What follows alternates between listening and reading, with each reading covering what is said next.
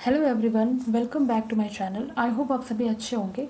आज की वीडियो हम बात करने वाले हैं हर्बर्ट की पाठ योजना प्रणाली के बारे में। ठीक है, तो चलिए आज का वीडियो हम शुरू करते हैं। आपके एग्ज़ाम में प्रश्न पूछता है, जैव विज्ञान के शिक्षण में पाठ योजना बनाने की हर्बर्ट उपागम का उल्लेख कीजिए। ठीक है, या दूसरी तरीके से पूछता है, पाठ योजना के विभिन्न पदों की व्याख्या कीजिए। ठीक है, तो आइए हम देखते हैं कि हर्बर्ट का जो है पाठ योजना जो प्रणाली था वो क्या था। हर्बर्ट की जो पाठ योजना प्रणाली थी वो सबसे प्राचीन एवं पुरानी है। यह पाठ योजना जो है परंपरागत मानव व्यवस्था सिद्धांत की देन है। यह पाठ योजना मनोविज्ञान के साहचर्य रूप तथा पुनरावृत्ति संचित सिद्धांतों पर आधारित है। इस पाठ योजना में सीखने की परिस्थितियों में इकाइयों को तार्किक क्रम में व्यवस्थित किया जाता है। इसमें क्या होता है, इसमें जो है पाठ्य वस्तु भी पर्याप्त होती है तथा छात्रों को रटने पर अधिक बल दिया जाता है। ठीक है, छात्रों को रटने पर अधिक बल दिया जाता है। भारत के अधिकतर प्रशिक्षण कॉलेजों में इसी प्रकार की पाठ योजना का निर्माण किया जाता है। इस प्रकार की पाठ योजना की यह अवधारणा है कि ज्ञान जो है वो ब्रह्म रूप से दिया जाता है और यह ज्ञान संचित होता रहता है तथा जब नवीन ज्ञान के पूर्व संचित ज्ञान से जोड़कर शिक्षण कार्य किया जाता है तो वह ज्ञान अस्थायी हो जाता है। हर्बर्ट ने पाठ योजना के निर्माण हेतु 5 सोपानों का उल्लेख किया था। ठीक है, हर्बर्ट ने पाठ योजना के निर्माण में 5 सोपान का उल्लेख किया था।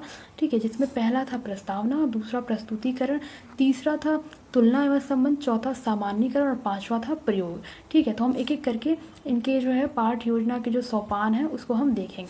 ठीक है, तो पहला था प्रस्तावना। ठीक है, प्रस्तावना में इन्होंने क्या कहा, इस सोपान में क्या था, शिक्षक जो है छात्रों से उनके पूर्व ज्ञान के आधार पर नवीन ज्ञान से जोड़ता है।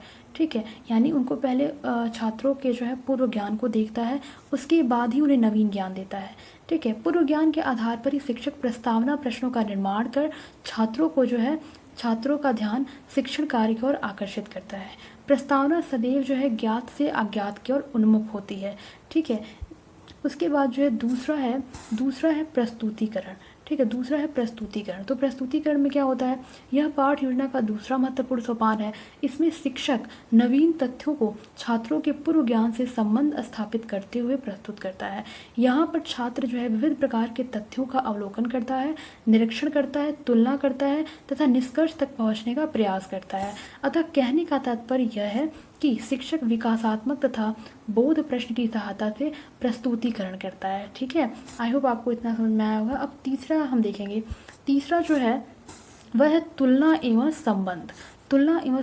इस सोपान के अंतर्गत नवीन ज्ञान और पूर्व ज्ञान में संबंध स्थापित किया जाता है। ठीक है, और इसमें शिक्षक इस तथ्य का ध्यान रखता है कि उन्हीं बातों से तुलना करे जिनके बारे में छात्र जानते हों, जिससे बालक उस तथ्य में रुचि लेते हुए सरलता एवं सहजता से तुलना करते हुए निष्कर्ष निकालने में समर्थ हो। ठीक, और उसके बाद जो है चौथा है सामान्यीकरण। सामान्यीकरण में क्या बताते हैं, इस सोपान में छात्र 2 या 2 से अधिक तथ्यों में सम्मिलित तथ्यों को बताने का प्रयास करता है।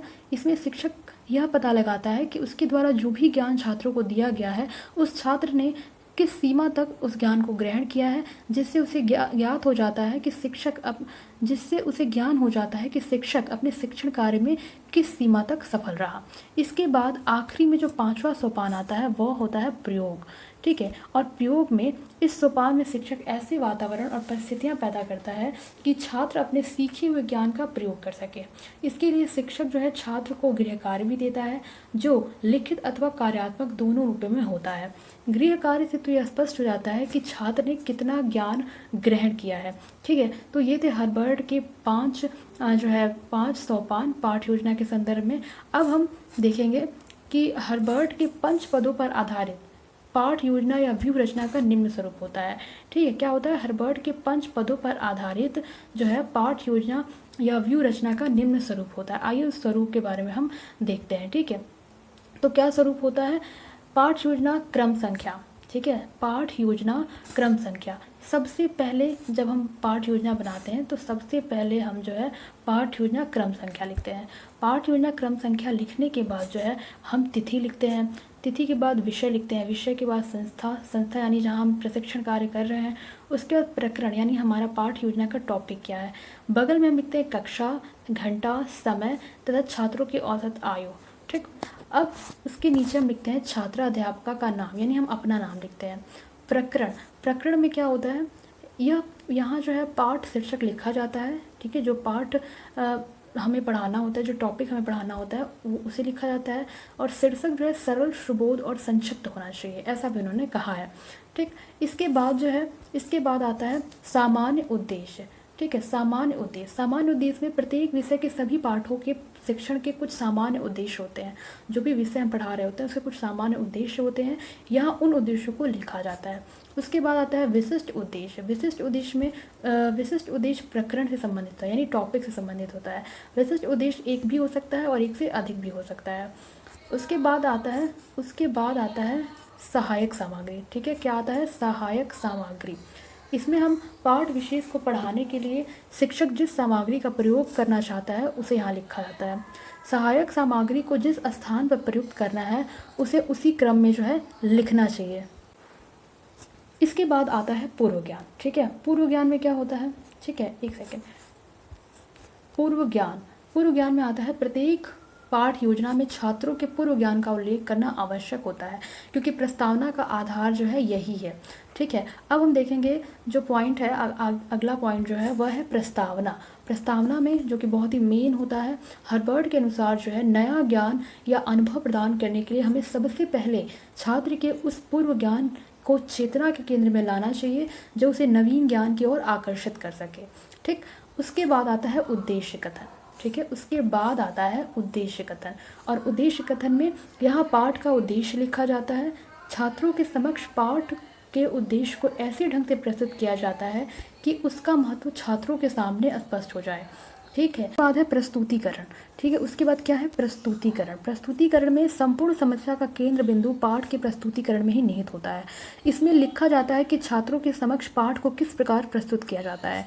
ठीक है, अब पुनरावृत्ति, प्रस्तुतिकरण के बाद पुनरावृत्ति। उसमें जो पुनरावृत्ति है उसमें वे प्रश्न लिखे जाते हैं जिनकी सहायता से पाठ की पुनरावृत्ति की जाती है। इनको पूछने से शिक्षक को यह ज्ञान हो जाता है कि छात्र पढ़ाए गए ज्ञान को समझ गए हैं या नहीं। ठीक, सबसे आखिरी में आता है, नहीं सबसे आखिरी में नहीं, मतलब अब आखिरी है श्यामपट्ट सारांश। ठीक है, श्यामपट्ट सारांश जो है पुनरावृत्ति के लिए पूछे जाने वाले प्रश्नों से तैयार किए जाते हैं। अतः ये प्रश्न जो है क्रमबद्ध होने चाहिए, जो छात्र उनके ठीक उत्तर दे उनको संक्षिप्त और स्पष्ट शब्दों में श्यामपट्ट पर क्या करना चाहिए, लिख देना चाहिए। अब सबसे आखिरी में जो पॉइंट आता है ना वो आता है गृह कार्य का। ठीक है, क्या आता है, गृह कार्य। तो गृह कार्य में क्या होता है, गृह कार्य के माध्यम से जो है शिक्षक जो है छात्रों के अर्जित ज्ञान को प्रयोग में लाता है। गृह कार्य निर्धारित करते समय शिक्षक को छात्रों की रुचि, योग्यता, व्यक्तिगत भेद आदि का ध्यान रखना चाहिए। ठीक है, तो गृह कार्य जो है बच्चों को देना चाहिए ताकि वो अर्जित ज्ञान को प्रयोग में ला सके। ठीक है, तो ये थे अबाउट हर्बर्ट पाठ योजना के बारे में। आई होप आपको वीडियो पसंद आई होगी। अगर वीडियो पसंद आई है तो वीडियो को लाइक करिए, साथ ही मेरे चैनल को सब्सक्राइब भी कर लीजिए। ठीक है, नेक्स्ट जो भी वीडियो होगा, जो भी टॉपिक होगा आपको वो मैं दूंगी अगले वीडियो में। ठीक है, तो मिलते हैं नेक्स्ट वीडियो में। Thank you so much.